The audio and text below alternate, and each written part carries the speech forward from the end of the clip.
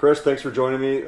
Chris is the co-founder and COO, Chief Operating Officer of Abstract Security. Thanks for joining. Thank you for having me here in your basement. It's quite lovely. The basement. We'll have to do like a panoramic shot sometime, although sometimes like there's random shit laying around and we're like throwing things around just to kind of get set up. But we got a different angle today. We're still working on the podcast. Coded for Chaos. Welcome to, I think it's the first time I've been able to say that because we didn't have a name before we filmed the last one. So that's the name of it, Coded for Chaos. I like it.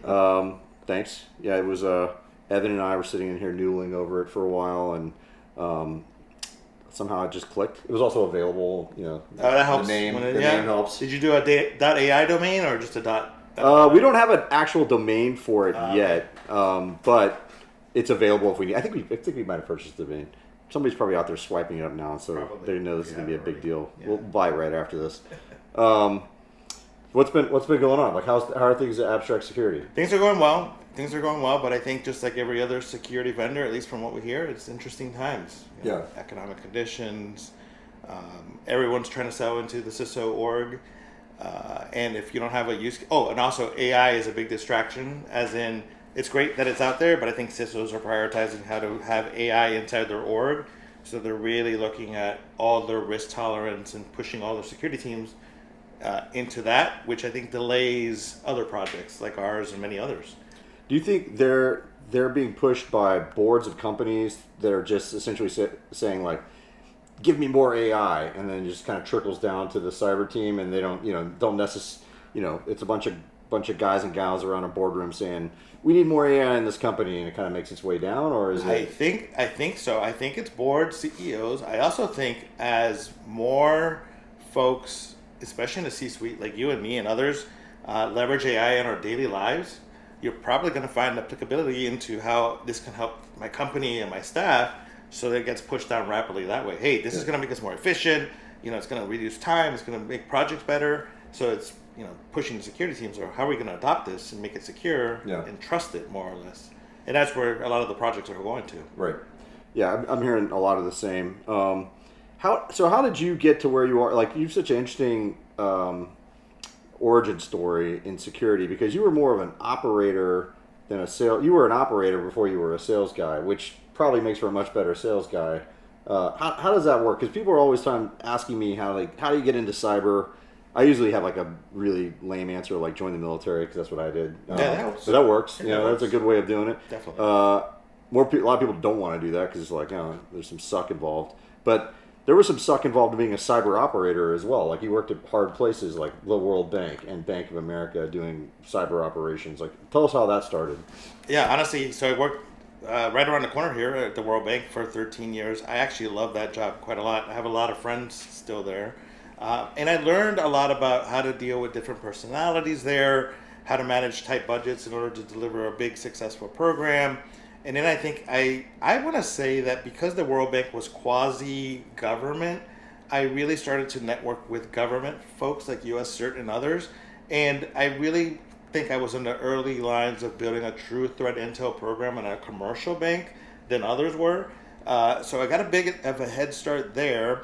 And my work in threat intel is what led to folks like Bank of America, where I ended up noticing me, and then ultimately I landed a job there, which I really loved. What I noticed immediately is Bank of America is a much larger target than the World Bank, but also has more projects and more funding to go and solve hard problems in security. And I definitely use that to my advantage to go and network, build solid security programs. But I would say that I was one of the few at the bank that would actually talk to vendors. And at the bank, whenever you're willing to talk to a vendor, they're going to bring their best. They're going to bring the CEO, their CRO, and all the C-suite in order to pitch. And what I did was I just listened, and I kept listening, and I kept listening to all these pitches. And I feel like that listening is what trained me to say, I got the itch. I want to go somewhere else. I ultimately picked a company called Flashpoint, which I loved. But I used the pitching and what worked and what didn't, and the follow-ups and the messaging in order to help, build that for my career at Flashpoint and now here at Abstract. Yeah. So what years were you at Bank of America? At this point, it had to be 10 years ago. 10 years ago, yeah. Yeah, 10 years ago. Were you there during the big Iranian? That's what got me the job. That's what got you the job. Yeah, That's what got me the job. I thought so. I was doing a lot of tracking of the Iranian activity at the World Bank, just doing threat intelligence, and had some access to some information that helped not just this bank, but all the banks. I would just share it out there through the FSISAC, Financial Services ISAC. And that's actually where some of the attention started coming my way. How did you get this? How can you help us? I just shared information. And I think it's the information sharing and collaboration that ultimately led to, going inside one of these places and supporting like what the visibility that I had seen through networking and collections, and how they could help them have an earlier heads up to what may be coming. Do you? So then you went to Flashpoint, and that was like your first kind of like sales job. Like you carried a bag, as they say. I didn't go in there expecting to be that, but yeah. I think if you're in vendor world, everyone's in sales, Yeah. and I paid more attention to it. Yes, I carried a bag. Yeah. It wasn't my personal bag; it was the company's number. Yeah. Yeah. And then your role in sales kind of grew from there, like not expecting to. Damn, this guy's good at it, or how did that? Oh yeah, I didn't expect anything. I just I wanted to go and help Flashpoint. I was their second or third official customer in the past. I really like Josh, and Josh is the one that convinced me to come over.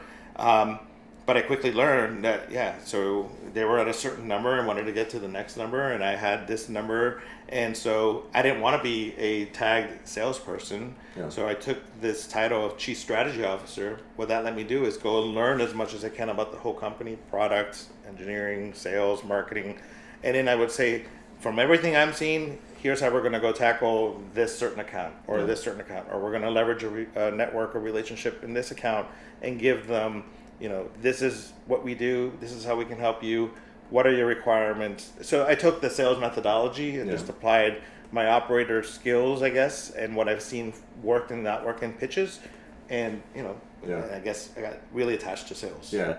How did at Flashpoint? I was always curious because like I was an Intel guy in government, and then we started selling commercially at Booz Allen at the time intelligence as well through the Cyber Foresight program, which you guys were a customer of at Bank of America, and then sort of were a competitor with Flashpoint, but we had way stricter lawyers than you guys, and which probably held us back from doing all the things we needed to do. And companies like Flashpoint and other vendors, that's when commercial cyber threat intel really started to take off. It did. And you had to get unique in how you collected things, and a problem we often ran into was like people wanted highly customized intelligence instead of kind of like a managed service, and they wanted their own priority intelligence requirements answered as opposed to like maybe an industry specific priority intelligence requirement. How did Flashpoint, as a leader in the space at the time, how did you guys navigate that? How did you produce products that were valuable but also not like so hard to produce and so customizable that you couldn't mass produce them? That was the tricky part. So you're absolutely right. As a previous customer of Cyber Foresight, I think it's the personalization and the how tailored it was to our unique needs. That is the reason we kept. We wanted to impress you guys, and it worked, right? But I would imagine in the back end you had to hire a little bit of an army in order to keep up with the demand, right? And you can only scale that so much, and then it's harder to scale as you get more and more customers. So that what I still see to this day, and what we learned really early on at Flashpoint is, giving someone a platform with threat intelligence is great, but a lot of times they don't even know where to start, right? So, like, what do I do with this? Where do I start? So what? So they really focused on personalization, right? Either to their brand or to their industry or to the sector, or more importantly, what's happening this given moment that's trending on X, Twitter, whatever you want to call it, right, on social media, that a board member or CISO might read and be like, how come I didn't know about this, right? And I think what Flashpoint did a really good job was staying ahead of that game, so that we would feed the customers like, hey, this is trending right now. This is what we know. This is what you should be sending up to your leadership, and that was good to make good enough to make the teams look really impactful and useful and contribute towards this personalization that Flashpoint would deliver on. This was important, so now we know and we learn and scale from there. Yeah, because we also had a problem where sometimes security teams would get mad at us because we would send the distro list. It was usually a distro list problem, but the intel, instead of just being consumed in machine readable and like going to the SIM or whatever, it would be distributed to a list inside of the organization that might be like the CISO's boss, and then CISO's boss is reading, essentially raw intel from Cyber Foresight, and finding out something as a security, your boss finding out something as a security guy before you do is not always a good thing. Not a good thing. So it needs to be consumed in the right places. It needs to be distributed the right way, because non-practitioners don't know what they're looking at. It's very true. Yeah, It's very true. Yeah. I think that's how I was measured and how a lot of teams are still measured. If the CISO can beat you to something breaking in the news that's security related and they don't have any intel, then you got to speed it up. You got to improve. Okay. So you become, I mean, this is where I got to know you before that, back all the way back when, but got to really kind of, admire your sales chops when you were at Flashpoint. And now you kind of, don't take this wrong, don't let your head get too big, but you kind of become like a legend in sales and in cyber sales. And for a portfolio dedicated to cybersecurity like ours, it's a lot of times I sit around, don't get this wrong, portfolio guys, I sit around wondering what our sales teams are doing all the time. Like, how are they generating leads? Like, what are they doing? Like, they call it, so there's inside sales, there's the channel, there's all these different, like, there's this lingo that lives around sales. And there's like buckets of like, well, I only do this, I generate the meetings and then I punt it over to this person and then I take it to the next level and then this guy's the closer. But at startups, you can't really do that sometimes, right? You don't have the luxury. You don't have a large team. Everybody's doing the whole thing. So, like, how did it work? Like, Flashpoint was a startup. You guys had that problem. Abstract is a startup. You guys still have that problem. Still have the problem. So how do you do that? It's hard, Hank. And I think that's the problem right now. I think in the go-to-market world, which is what I like to call it, you have the BDRs, SDRs. They're the ones that are making the calls that we all get, right? Yeah. And they're the ones mass emailing and maybe doing personalized LinkedIn messages. Right, you have the channel. You're right. So the channel, the guide points, the Optives, the Defies of the world are out there trying to sell on your behalf. All right, that's the other avenue.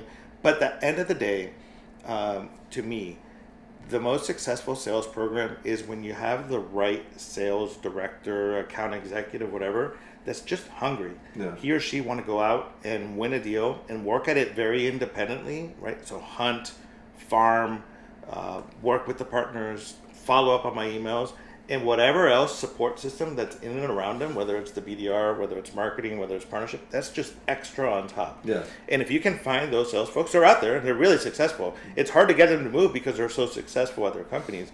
But if you can either groom one that you currently have or hire one from that's out there, that is a successful sales program. It's like they're so hungry and they will literally do everything. They'll do everything.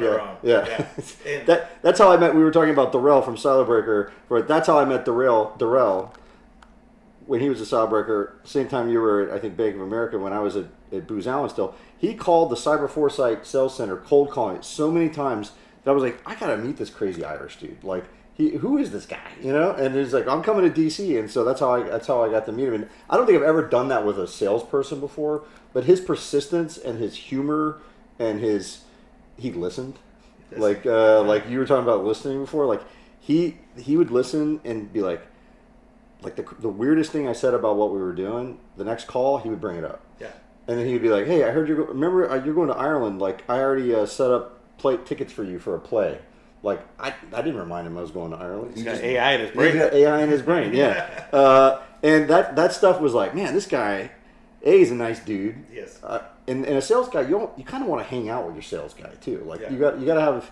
That's for me. I feel like there's a lot of people out there that sells that I'm like, I don't know if I really want to hang out with that guy, but like I like hanging out with you. I like hanging out with Darrell, and you guys are both really good salespeople. Yeah. So my co-founder and CEO, he was my sales guy for Anomaly and some other places too, and I liked hanging out with him. I learned a lot from him. Now I'm obviously together with him, but it's that. Yeah. It started as like, hey, I like you. you're following up. We built not just a partnership but a friendship, and that continued on. And now I'm with him. But yeah, to be funny, you say how Darrell got to you, because that's exactly how he got to me. So at the bank, as you can imagine, everybody would want to sell to the bank. Yeah. Not lots of knocks on the door, and all of a sudden I start getting these emails, and I found them interesting. Then I start getting these pings and the follow-ups and the persistence. Yeah. And then he's like, I'm in DC. I've booked a reservation to Joe's Crab, the place that we went to dinner recently. And I was like, what? That's actually my spot, because my office is right next door. So he either studied it or he guessed right. Yeah. And I went to lunch, and we built the friendship from there. And ultimately, they became a customer. So yeah, it's the persistence, it's the hunger, it's, end to end. I'm going to do everything: marketing, BDRing, follow-ups, execute the deal. Yeah. Those are the winners. Everything else that you can add from a support system over it, again, icing on top. So, somebody way back when I was at Booz, I didn't realize I was in sales when I was at Booz. We didn't have a sales team. We didn't even have a business development team. Like, you had to go out and like just kind of find your own work. And then we eventually had a BD team, and kind of like, Booz went public, and there was like things changed. Once we had some people on board, and I started to learn about sales, because I'd been like on the dark side in government, and then I was at Booz, and some sales guy, he was a BD guy. He was like, yeah, Hank, what do you mean you don't know about sales? Like, you've been doing that for years. Like, a lot of people don't realize they're doing sales, even though they're doing sales. Yeah. It's not even in business. Like, you could be working in a nonprofit and you're still doing sales. Everyone's doing sales. And so people were constantly asking me, and then I tell people how much money really good salespeople make. And they're like, whoa, are you kidding me? Like, that's insane. Like, we were talking about Trend Micro a little bit ago. Like, those are some of the first salespeople I met in cyber that were like making $1 million a year. That were Trend Micro salespeople, and I was just shocked at how much money they were making. But I guess my point is people are asking me all the time, like, how to get into cyber, and like sometimes, at least in our world of startups, like, you're either banging out code, you're either selling, or you're like managing up to like the board and managing the company, and those people are also usually banging, like the C-suite's also usually either banging out code, or they're selling. They're doing all the things, but they're also managing up like the asshole VCs like me and stuff like that. Like, that's a big part of their job. They're fundraising. They're doing all those things. But there's not really many more roles in a startup cybersecurity company than that. Now, as they grow, there'll be more. There'll be more roles. Yeah, like you could start a threat intelligence team that puts out products to do business development. To generate, like, you could, but you have to be big enough to do that. Once you're big, it's marketing teams, HR teams, program management teams. There's so many different avenues. But the startup, it's very limited. I will say, if we think about our mutual friend, like someone next to Neil Yu, he's doing sales now, right? Yeah, and he's like the last person when I was at the bank that I would expect to be doing sales. But at the bank, he was selling his recipes, right? Yeah. And I think he's turned that model over to now he's at his company and doing selling. Yeah. So I think everybody has it in them. It's just a matter of getting it out, and what are you representing? If it's a Bank of America, you are doing selling at the end of the day, because you're protecting the customer's interest. You want the customer base to grow. You want more accounts, etc. And at a startup, we're selling what With all that, though, you could be really good at all that. But there's one area that I've seen that even like the best personality, nicest person, if you're not organized enough and you're not demanding enough, sometimes closing is really, really hard. Like, you got the guy at the 1 yard line. Like, how do you convince that person to convince the other person to allocate funds to execute the thing? Everybody wants it, but they may not have the funds for it. You have to do that one extra last thing to be like, go get this fucking money and bring it over here and let's sell this thing. So back to what you just said earlier. So there's a lot of misconception from operators that think sales is easy. That sales is steak dinners, taking me out, entertaining me, and then getting me to sign a deal, and that's it. There's a lot more to it. It's very hard. It's one of the hardest disciplines. When you have a company number on your back and you have to meet these metrics, it is stressful. It is hard. So some of those salespeople that got to the $1 million and above, they worked hard to get there. It wasn't just given to them. They did their networking, building, and everything else. Now, to your question, I've seen many folks, after the big dollars that they presume sales folks can make, that were previous operators, threat intel folks, or even CISOs, that get into sales, and they do pretty well up until pretty much the last mile. The last mile being you've been in a POC or you've been talking to your prospect for months, in some cases a year, but you can't get them to sign a deal because you're too nice or you're too nervous to ask them how are we going to get this done.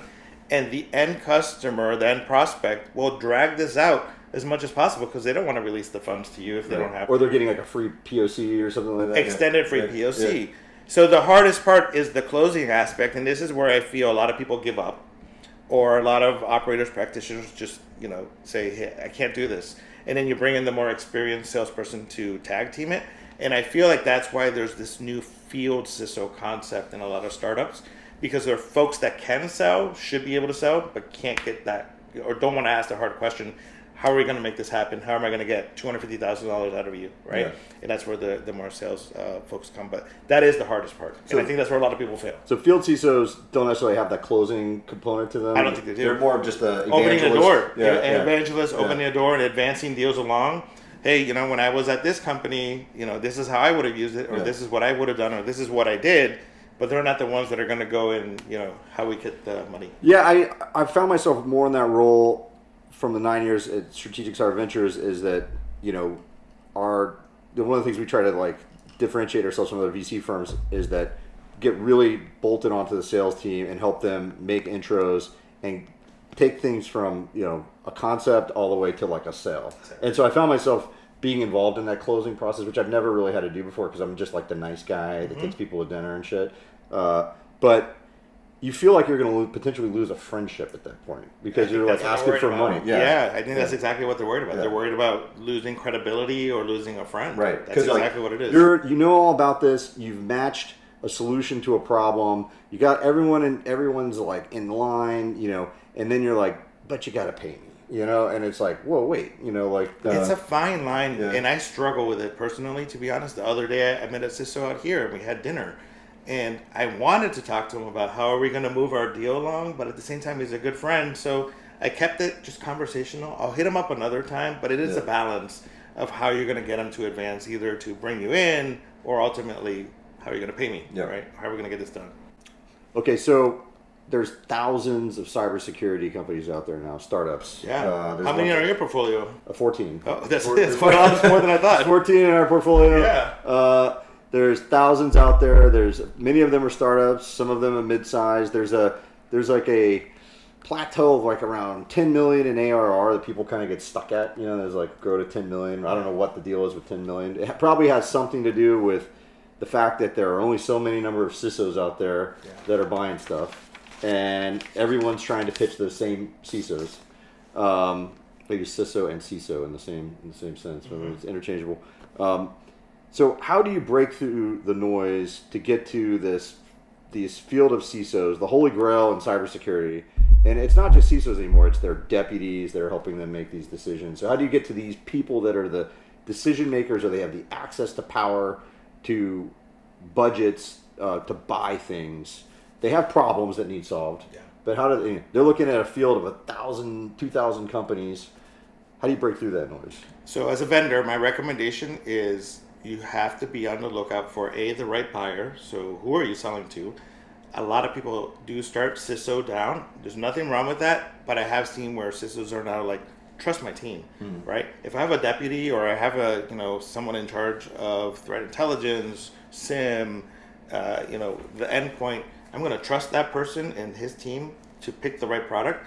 I'm going to have a big stake into the decision because it comes from my budget, but from all intents and purposes, they're trusting their team. So as startups, you have to find the buyer and you have to establish a requirement or a use case, right? Don't just go knocking on the door because you're representing a product and expect any type of deal. Yeah. You have to identify what they currently have, and you're either going to replace what they currently have, or in this day and age, you're going to reduce their budgets from, if I'm spending a ton of money on SIM, right? And this is what we're doing.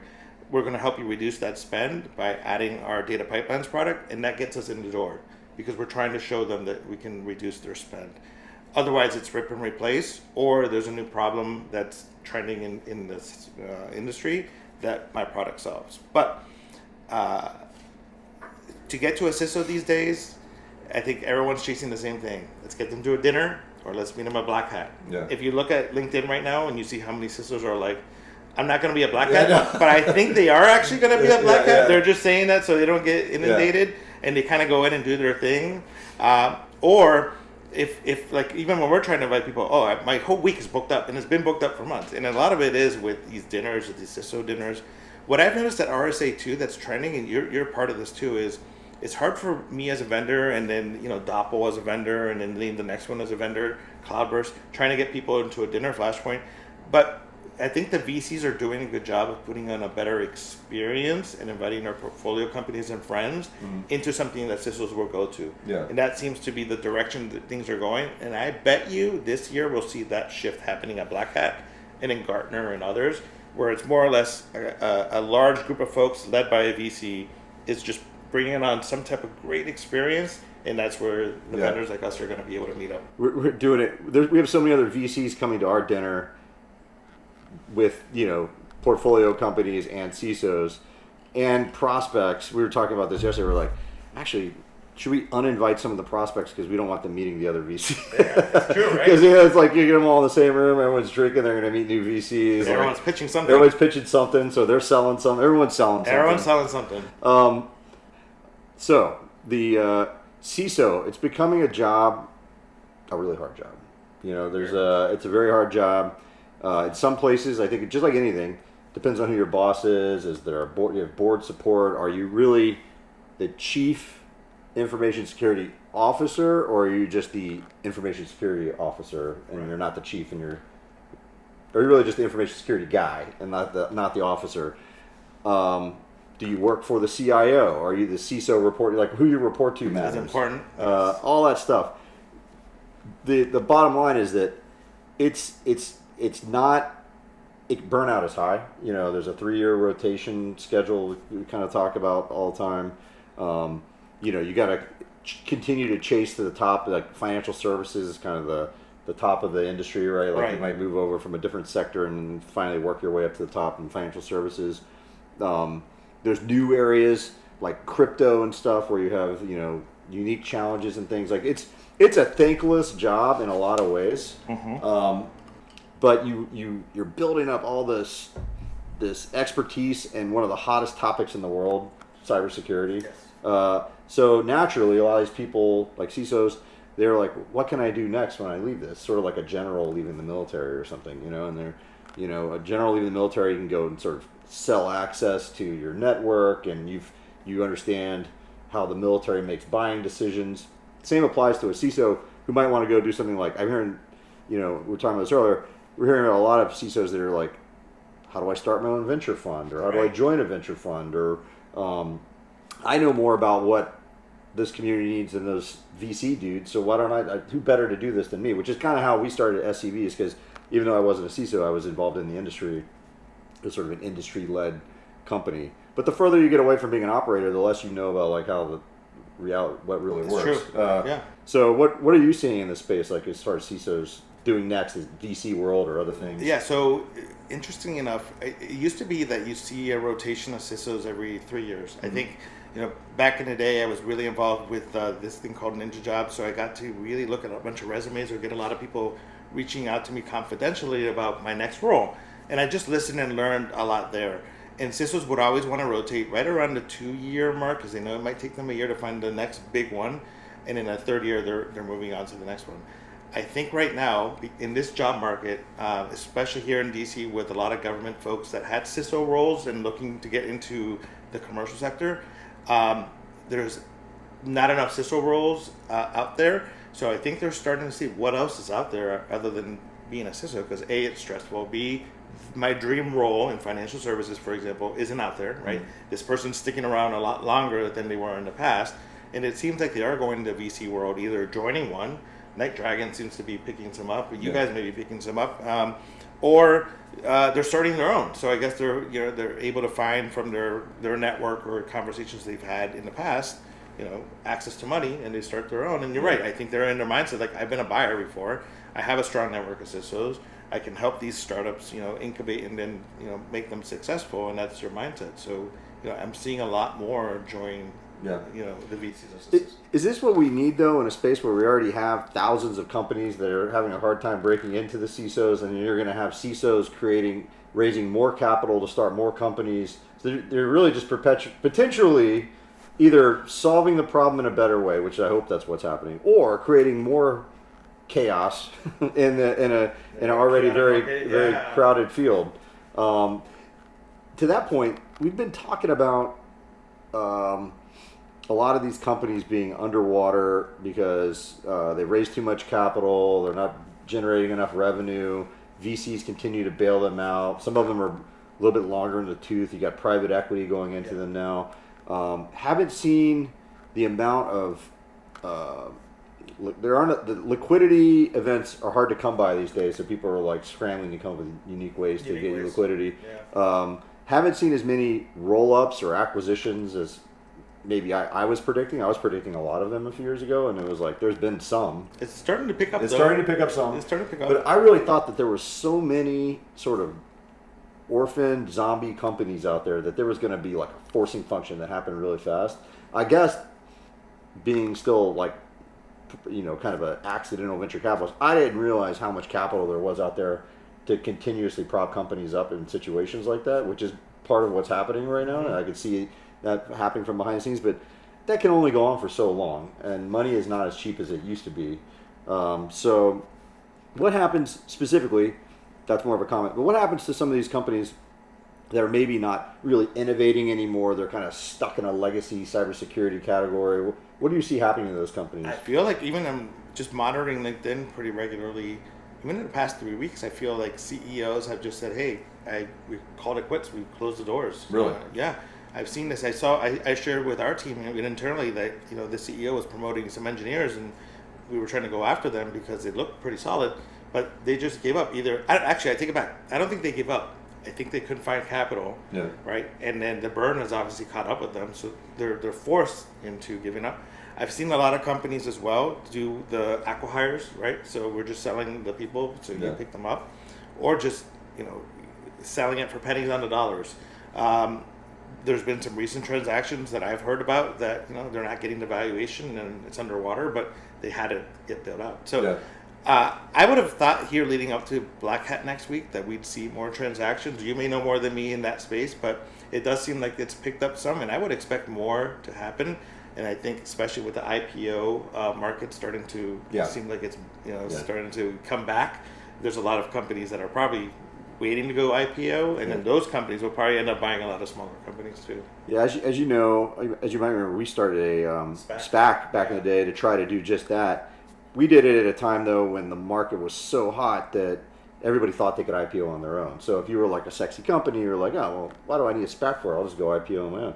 So really, there was only like garbage left for the SPAC world, and that's when we decided to fold up the SPAC because we're like, look, we're not in the business of taking some garbage company public. That's not weird. Like I had literally had visions of using the vehicle to roll up like one anchor awesome company with 3 sort of like supporting cast members. Mm-hmm. That makes sense. And it was gonna be like, this is gonna be great. But the getting that many companies to marry each other is fucking hard. Like it's culturally, financially, we had a shit ton of capital. I mean, we raised $230 million.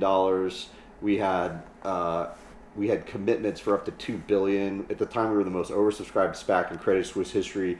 Like basically, we had just people throwing money at us to do something, and and they were like, just do anything, do whatever. And we're like, I'm not gonna. I still have to work for the rest of my life. I'm not just creating some fucking zombie Frankenstein cyber thing.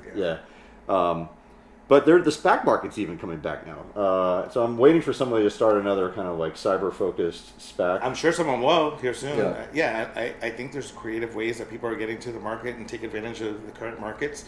But it is interesting times because, like you said, you did it in the hot market, and then we had a little bit of a dip. Mm-hmm. I wonder what everything's unexpected, right? Yeah. Some things going to work, some things aren't. But I do expect we'll see more cybersecurity companies IPO here sooner than later, and I think that will start a little bit of the again. You're going to live this world more than me, but that'll start a little bit of the M&A activity. Yeah. And I am curious to see where the consolidation happens. Obviously, everyone's picking up everything cloud, right? What's next? Is it more AI stuff? I think that seems to be the next big thing, but there's got to be more consolidation happening here. Yeah.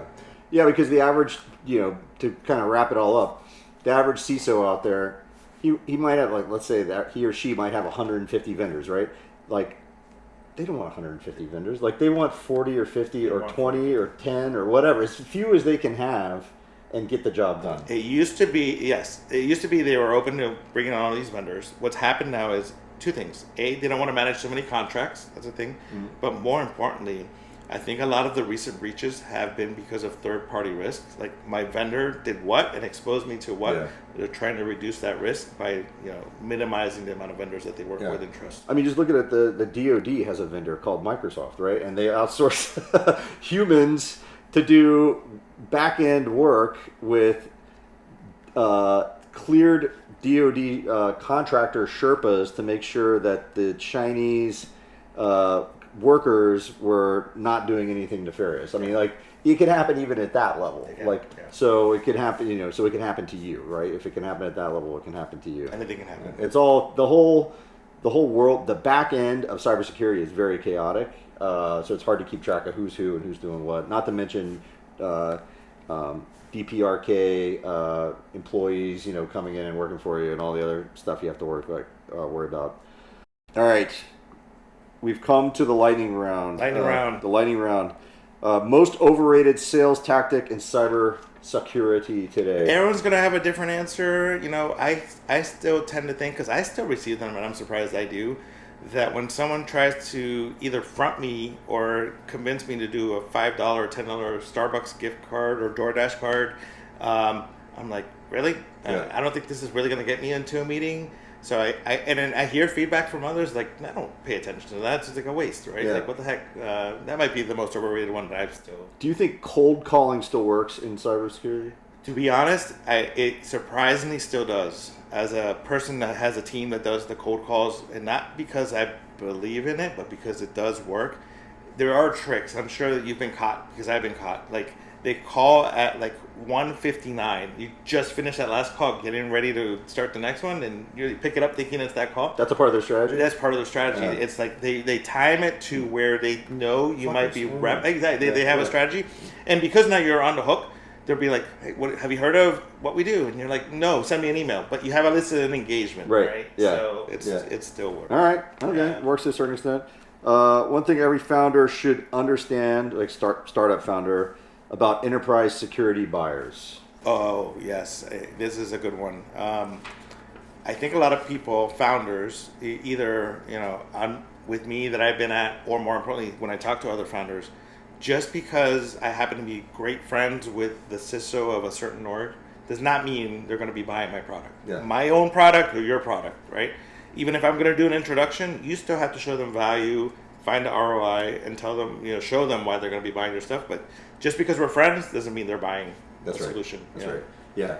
I have to deal with that too with a portfolio of companies to say, they'll be like, oh, they basically assume that maybe my friend will buy their stuff. But my friend will have a conversation with you.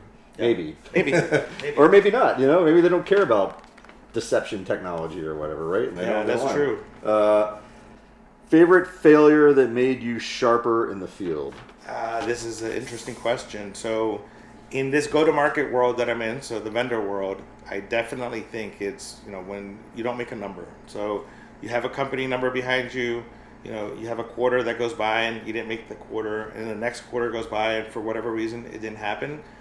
It's when you don't make that number and all of a sudden maybe jobs could be impacted, budgets, travel, T&E, marketing spend goes down just because they have to, if you give them a number, the company is building their budgets and building the whole company towards meeting that number. Mm-hmm. When you don't meet it, they overspend and then they have to cut back.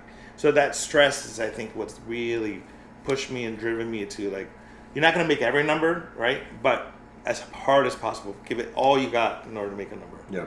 And then quarters, there's a mark on the calendar, and you're really working towards it. The first quarter, last quarter, the last week of the quarter is stressful, Which, historically, in your experience, selling to the enterprise, which quarters are the most complicated, the worst and the best?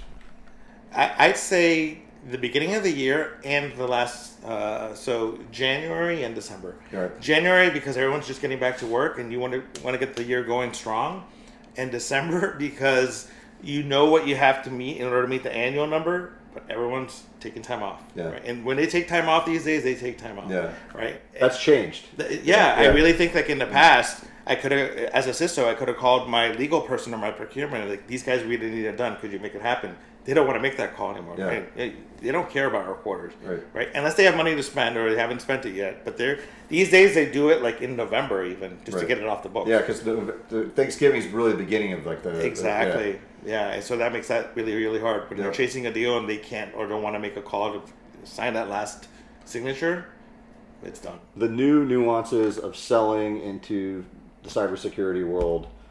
This is great insight. Thanks for joining us today, Chris. Yeah, thanks for having me. Appreciate it. This is the third episode of Coded for Chaos under the new brand Coded for Chaos, and we're happy to have that you joined us. Thanks for having me. Yeah, this was great.